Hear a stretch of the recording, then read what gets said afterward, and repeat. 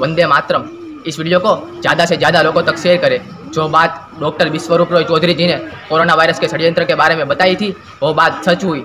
कोई व्यक्ति corona virus से संक्रमित है कि नहीं, इसका पता RT-PCR टेस्ट से लगा सकते हैं। आप स्क्रीन पर देख सकते हैं कि RT-PCR टेस्ट की उत्पादक मार्गदर्शिका में साफ साफ लिखा है कि for research use only, not for diagnostic purpose. यह किट रिसर्च के लिए है, निदान करने के लिए नहीं है। यानी कि इस किट का निदान के लिए इस्तेमाल करना अपराध है।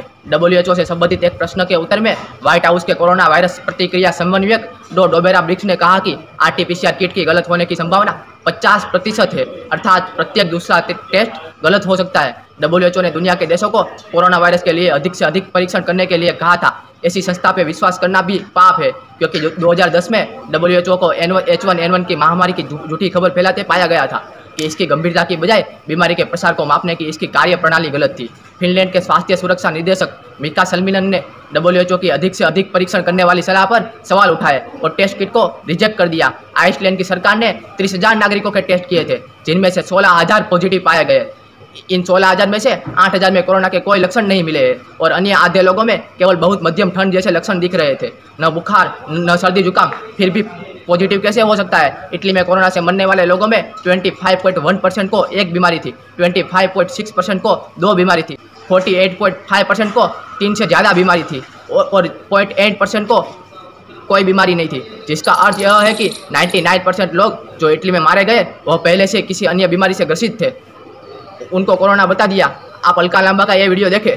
भारतीय अनुसंधान परिषद को किट मिली, वो पूरी नहीं मिली, 2.5 लाख मिले हैं। तो भारतीय चिकित्सा अनुसंधान ने सबसे पहले देखिए कि वितरक का पैसा क्यों रोका। उसने ये कहा है कि ये किट गुणवत्ता में खरी नहीं उतरती हैं। मैं टेस्ट लगातार इन किट से कर रहा हूं तो अलग अलग तरह के टेस्ट आते हैं। उसी किट से एक बार टेस्ट करता हूं तो पॉजिटिव आता है, उसी चाइनीज किट से दोबारा टेस्ट करता हूं तो वो नेगेटिव हो जाता है। गुणवत्ता में किट खरी नहीं उतर पा रही, गुणवत्ता की मात्रा में के पैमाने पर 5% ही कामयाब हो पा रही है ये चाइनीज किट। जितने ज्यादा टेस्ट करेंगे उतने ही ज़्यादा कोरोना पॉजिटिव लोग मिलेंगे। इसीलिए कोरोना टेस्ट किट पर दुनिया की कई सरकारें बैन लगा रही है। गुजरात सरकार ने भी टेस्ट घटा दिए। गुजरात में प्रतिदिन 3,000 टेस्ट हो रहे थे, जो घटा के 2,000 कर दिए। जैसे टेस्ट की संख्या कम हुई वैसे गुजरात में पॉजिटिव केस भी कम हुए और गुजरात में 6,000 से अधिक लोगों ने आयुर्वेदिक और होम्योपैथिक उपचार पसंद किया, जिसमें एक भी व्यक्ति कोरोना पॉजिटिव नहीं मिला। ब्रिटिश प्रिंस चार्ल्स आयुर्वेद व होम्योपैथी से ठीक हुए। ईरान में कोरोना संक्रमित 200 मरीज में से 190 मरीज अदरक और अजवाइन से ठीक हुए। लेकिन हमारी सरकार हमें लैब के चूहे बना रही है। इस देश की सिस्टम ने WHO के कहने पर जबरदस्ती आइसोलेशन वार्ड बनाए और जबरदस्ती लोगों की टेस्टिंग कराई। इससे यह साफ होता है कि यह सब परिस्थिति पेड मीडिया और विदेशियों के इशारे पर की गई है। गलत तरीके से टेस्टिंग करके लोगों को जबरदस्ती आइसोलेशन वार्ड में भर्ती कराया जाता है और उनके ऊपर बहुत सारे केमोथेरेपी मिश्रण ड्रग्स की एक्सपेरिमेंट किए जाते हैं, जिससे लोगों की जान भी जा सकती है। उनको सर्दी खांसी हुआ था तो हम लोग सर्दी खांसी हुआ था उनको थोड़ा, तो उनको डॉक्टर के पास लेके डॉक्टर ने बोला कि हम लोग ऐसे इलाज करेंगे, आप लोग पहले उसका टेस्ट कराइए। तो हम लोग उसको वो लोग लिखा बांगूर में, तो हम लोग उसको MR बांगूर अस्पताल ले गए थे ऑन 22 तारीख ले गए तो लोग भर्ती ले लिया। तो ऑन 25 अप्रैल को हमको फोन आता है स्वास्थ्य विभाग से। फोन आके बोलता है कि सर आपका पेशेंट है ओम प्रकाश गुप्ता, बोला है मेरे पिताजी है, बोले उनको पॉजिटिव है। ठीक है, हमने ठीक है सर क्या करना होगा, बोले उनको हम लोग ले लेते हैं अपने यहाँ इलाज करेंगे और आप लोग होम क्वारंटाइन हो जाइएगा। हम लोग को ऑफर दिया गया तो आप लोग होम क्वारंटाइन ठीक है हो जाते हैं। 26 तारीख को MR बांगूर अस्पताल से फोन आता है कि आपका पेशेंट यहाँ पे 16 घंटा तो पड़ा हुआ है, 8 घंटा तो पड़ा हुआ है डिस्चार्ज होके, आप ले क्यों नहीं जा रहे हैं। हम रात को गए यहाँ से गाड़ी करके, वहाँ गए, वहाँ को ये सर्टिफिकेट दिया गया डिस्चार्ज सर्टिफिकेट। हम बोले हमको रिपोर्ट दीजिए, बोला भैया अभी स्वास्थ्य विभाग से 100 आदमी का रिपोर्ट इकट्ठे आ रहा है, जिसमें नेगेटिव उसको हम लोग छोड़ दे रहे हैं। ये देखिए नेगेटिव लिख के हमको छोड़ा है, बोला पेशेंट लेके जाइए। हम लोग पेशेंट लेके घर में चले आए। ठीक है, घर में ले आए, फिर भी हम लोग क्वारंटाइन नहीं दो। 27 तारीख को कल 6:30 बजे फोन आता है, पहले 4 बजे फोन आया हमको, बोलता आप लोग होम क्वारंटाइन है, तो हम लोग होम क्वारंटाइन है। मैम हमको एक बात बताइए कि आप बोले कि पॉजिटिव पेशेंट आपका रिपोर्ट के हिसाब से, जबकि MR बांगूर को कैसे छोड़ दिया।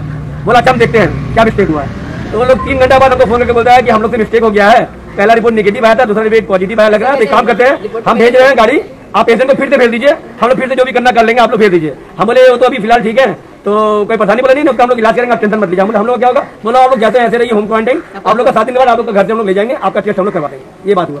कल मेरे पिताजी अपने पाँव से उतर के गाड़ी में उनको देखिए, बोलते हैं आप लोग हमको कॉपरेट कीजिए। हम लोग कॉपरेट किए, गाड़ी में भेज दिए, चले गए। बाबा चले गए। रात को 11:30 बजे MR बांगूर से फोन आता है कि आपके पिताजी सीरियस है। हम बोले क्या हुआ, मतलब सीरियस है किस बारे में, क्या सीरियस है, नहीं कोई खबर नहीं, काट दिया। फोन कर रहे उठा नहीं रहा है। आज सुबह 7:30 फोन करके बोलता है कि आपके पिताजी एक्सपायर कर गए। हम बोले कैसे कर गए, किस कारण से, कोई कारण नहीं, कुछ नहीं। तो हम बोले तो फिर क्या करना होगा, बोला आप बांगूर अस्पताल आ जाइए। हम बोले सर मेरे पास कोई साधन नहीं है, कैसे आएंगे? मतलब आप सोचिए, आपके मैटर है, आ जाइएगा, इतना करके फोन काटते, उसके बाद फोन नहीं उठाया लोग मेरा। स्वास्थ्य विभाग में फिर हम स्वास्थ्य विभाग को फोन किया, जहाँ से हमको फोन करके बोले कि आप नहीं बोल रहे, पेशेंट का बात पेशेंट का भी पारी दिलाम, ठीक है जी, এখন বললেন আপনি বললেন আমরা দেখে নিব, এখন তো পেশেন্ট মারা গেছে, কি করবো? ফোন কাট दिया, उसके फोन नहीं उठा रहा लोग मेरा, फोन नहीं उठा रहा मेरा स्वास्थ्य विभाग। ये पूरा कहानी। बॉडी देने का बात बोला, बॉडी अभी नहीं बोला, बॉडी तो बोला नहीं, बोला आप यहाँ आइए तो हम लोग बताएंगे क्या करना है। बॉडी देगा नहीं देगा बात का, कार्ड लेकर आइए, आधार कार्ड लेकर आइए, ये बोला कि कुछ नहीं बोला गया, कुछ कोई बात नहीं, कोई फोन उठा रहा नहीं, हम फोन पे फोन किया, कोई फोन नहीं उठा। मेरे पिताजी अपने पाँव पे कहते हैं, यहाँ से पूरा पाला देखा था, पूरा पाँव पे कहते हैं। भारत देश में बहुत सारे लोगों में एंटीबॉडीज और जेनेटिक मटेरियल पाया जाना स्वाभाविक है, क्योंकि यहाँ लोगों की खान पान बेसिकली एसिडिक होती है, जिसके चलते मनुष्य शरीर में टॉक्सिन की मात्रा बढ़ जाती है और शरीर की रोग प्रतिरोधक प्रणाली शरीर में एंटीबॉडीज उत्पन्न करते हैं। आप इसको एक्सोमेस कह सकते हैं, और टेस्टिंग करने पर यही एक्सोमेस को कोविड-19 से जोड़ दिया जाता है। कोरोना वायरस तो हजारों वर्षों से था, लेकिन इस साल सिर्फ नया किट आया है, जिससे यह पता चल रहा है कि व्यक्ति कोरोना पॉजिटिव है या नेगेटिव, लेकिन उनको कोरोना वायरस ही है वो नहीं बता सकता। यह किट हटा दी जाए तो पूरा विश्व कोरोना मुक्त हो जाएगा।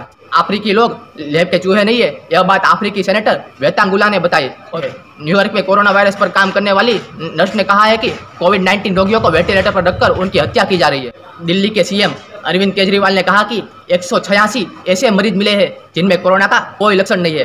बिना लक्षण वाले मरीज बड़ा खतरा है। मैं आपसे पूछना चाहता हूं कि लक्षण के बिना कोई कैसे कोरोना पॉजिटिव हो सकता है? भारत में 80% मरीज में कोरोना के कोई लक्षण नहीं है। एम्स ने अपनी जागरूकता पुस्तिका में बताया कि कोरोना के 80% मरीज अपने आप ही ठीक हो रहे हैं। सिर्फ 20% मरीज को ही अस्पताल में भर्ती कराना पड़ता है। यूएस में इन्फ्लुएंजा से 3 महीनों में 25,000 से ज़्यादा लोग मरे, लेकिन उसका कोई न्यूज़ में समाचार नहीं है। दुनिया में संक्रामक रोगों से 1,70,00,000 लोग मरते ही है। टीबी से 15 लाख लोग मरते हैं, हेपेटाइटिस से 14 लाख लोग मरते हैं, डेंगू से 25,000 से लेके 1 लाख लोग तो मरते ही है।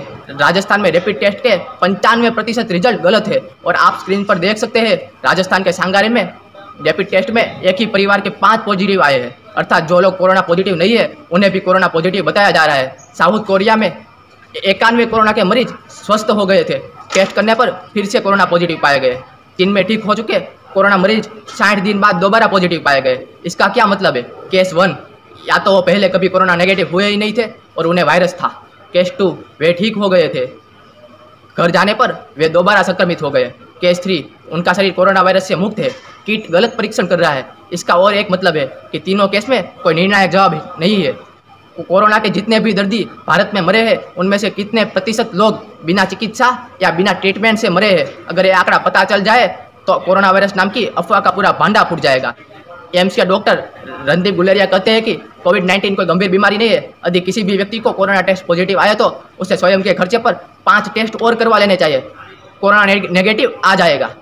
लोग कोरोना से नहीं, WHO का जो ट्रीटमेंट प्रोटोकॉल है उससे मर रहे हैं। उसमें यह है कि शुद्ध हवा और सूर्य प्रकाश न मिले, और ऊपर से एंटीबायोटिक्स, एंटीपायरेटिक्स, HIV की दवा, मलेरिया की दवा, इबोला की दवा और बहुत सारी दवा दी गई। और वो दवा लेने के बाद भी पेशेंट बच जाए तो ये भगवान का कोई चमत्कार ही होगा। मर गया तो बोलते हैं कोरोना से मरा है, अगर बच जाए तो कहते हैं HIV की दवा से ठीक हुआ है। दुनिया में जो सबसे बड़ा एंटीवायरस कोई चीज़ है तो वो है सूर्य प्रकाश और शुद्ध हवा। लेकिन पेशेंट को रखा जाता है आइसोलेशन में, जहाँ पे सूर्य प्रकाश का, शुद्ध हवा का नामो निशान भी नहीं होता। कोरोना मरीजों को वेंटिलेटर पर रखने से न्यूयॉर्क में 80% लोग मर गए। WHO ने दुनिया को लॉकडाउन करा दिया है और साथ में ट्रीटमेंट प्रोटोकॉल दिया। ट्रीटमेंट प्रोटोकॉल के नाम पे कुछ ऐसी दवाएं जारी कर दी है जो कभी भी किसी भी बीमारी के लिए आज तक उपयोग में नहीं ली गई। ये दवाइयाँ इतनी खतरनाक है, बीमारी से आप मरे न मरे, दवाइयों से जरूर मर सकते हैं। कोरोना के बचाव के लिए असम के डॉक्टर ने मलेरिया की दवा लेना शुरू कर दिया, जिससे उनकी हार्ट अटैक से मौत हो गई। अमेरिकी खुफिया एजेंसी CIA ने कर्मचारियों को मलेरिया की दवाई हाइड्रोक्सीक्लोरोक्विन को कोरोना बीमारी के लिए नहीं लेने के लिए सलाह दी है, क्योंकि उस दवाई के दिमाग और दिल पर बुरे प्रभाव सर्वविदित है। जिस दवा से दूसरा रोग हो वो हकीकत में दवा है ही नहीं। कोई कोरोना से नहीं मर रहा, सिर्फ गलत दवा और वेंटिलेटर के कारण लोग मर रहे हैं। जिस मलेरिया की दवा का हल्ला मचाया जा रहा है उसे अगर हार्ट पेशेंट को दिया गया तो उसकी मौत निश्चित है। हाइड्रोक्सीक्लोरोक्विन पर ब्राजील की सरकार ने रोक लगा दी। ब्राजील के प्रेसिडेंट ने नरेंद्र मोदी की तुलना भगवान हनुमान से की। वो तो मीडिया ने बहुत दिखाया, लेकिन वो नहीं बताया कि ब्राजील के निडर राष्ट्रपति जायर बोल्सोनारो बोल रहे हैं कि मीडिया हमारे विरोध में खड़ा है और भय फैलाने में व्यस्त है। तुर्कमेनिस्तान मानता है कि कोरोना जैसी कोई गंभीर बीमारी है ही नहीं। उन्होंने कोरोना शब्द लिखने और बोलने पर भी बैन लगाने के साथ ही मास्क पहनने पर भी कार्यवाही करने के आदेश जारी किए हैं। यह काम तुर्कमेनिस्तान के राष्ट्रपति गुरबांगुलू ने किया है। जय गौ माता। No meu caso particular, pelo meu histórico de atleta, caso fosse contaminado pelo vírus, não precisaria me preocupar. nada sentiria ou seria, quando muito, acometido de uma gripezinha ou resfriadinho. Mas o que tínhamos que conter naquele momento era o pânico, a histeria e, ao mesmo tempo, traçar a estratégia para salvar vidas e evitar o desemprego em massa. Assim fizemos, quase contra tudo e contra todos. Grande parte dos meios de comunicação foram na contramão. Espalharam exatamente a sensação de pavor. O sustento das famílias deve ser preservado. Devemos, sim, voltar à normalidade. Algumas poucas autoridades, estaduais e municipais, devem abandonar o conceito de terra arrasada, a proibição de transportes, o fechamento de comércio e o confinamento...